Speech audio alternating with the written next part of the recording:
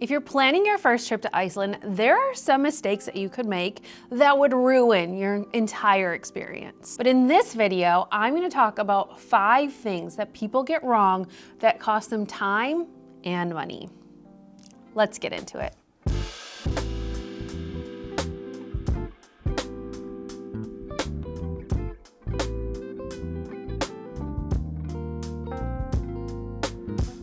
The biggest mistake I see people make is that they plan by how many stops rather than the route.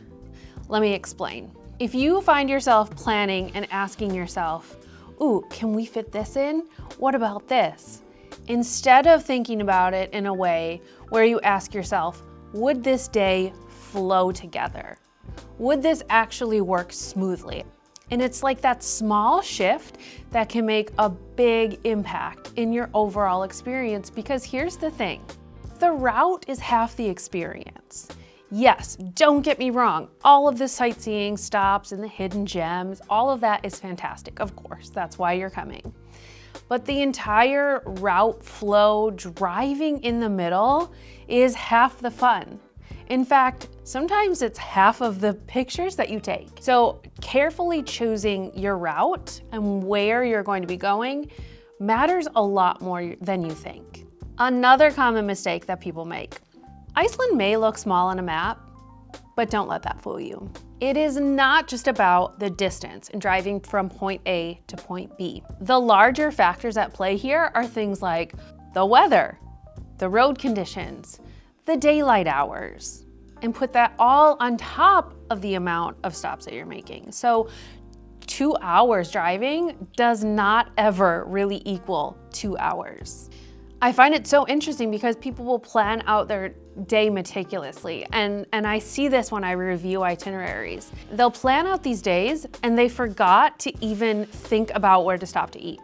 They forgot about a toilet break or where you can find toilets on the routes. The weather report comes through as a notification on your phone and there's a storm rolling in and this certain road is closed. So again, you're driving 2 hours, but what about the lunch stop, right? What about the fact that the kids are hungry and they're gonna need to stop for snacks? So all of those things can make such a big impact on the actual travel time.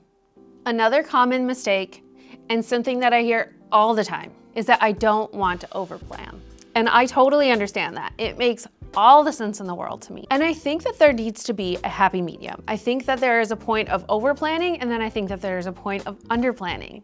Because when it comes down to it, if you don't have some sort of clear structure, you're gonna run into decision fatigue. Where should we go next? How far should we drive today? Should we stop at this place? And where in the world are we even sleeping tonight? All of those things are gonna cost you brain space when you should be focused on the route ahead, the plan that you've created, the outline, the structure, and enjoying that experience along the way.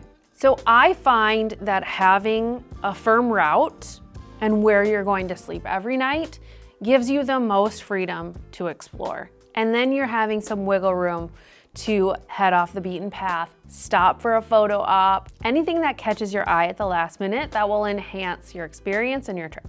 Mistake number 4, trying to see everything. Spoiler alert, you can't. Without fail, this is another thing that I see a lot on itinerary reviews that I do, because I always ask people, how fast do you want to travel? And it goes from, I want to take it easy, to I want to see all the things. And so many people want to be on that 4 or 5 out of 5 scale. Oh, this is so tough for me because I understand wanting to see all the things. I get it. Iceland is amazing. You want to see the Painted Mountains. You want to go see the puffins. You want to do the whale watching tour. You want to hike a glacier. You want to see all the waterfalls. You want to drive the ring road. But the reality is, in a 5, 7, even 10-day trip, it's not possible. It all depends on when you're coming, how many days you have, how fast you want to travel. Either way, overpacking your itinerary, I think you're at risk then of not remembering your trip. Slow down, experience Iceland, put those memories into your brain. The 5th mistake that I see, this is not the least, by the way, underestimating conditions. This is a big one. Iceland is unpredictable, but I think that's part of the beauty. I think that's part of the appeal, right? You think if you're coming in summer, it's gonna be green grass, lupina, flowing waterfalls, puffins everywhere, but then you run into a weather warning or rain every day. You think you're coming in winter and you're gonna get these beautiful snowy landscapes, but instead it's rainy and windy and there's no snow in sight. I mean, there is not a cookie cutter way that Iceland is. It doesn't matter what the season is. So that's one thing we can count on, is that it is unpredictable. And this is why it's so critical to have a plan B. You could have weather, you could have road closures, you could have nature being nature. Hello, nature just destroyed the black sand beach. Something that was on everyone's itinerary, bucket list Iceland experience, gone.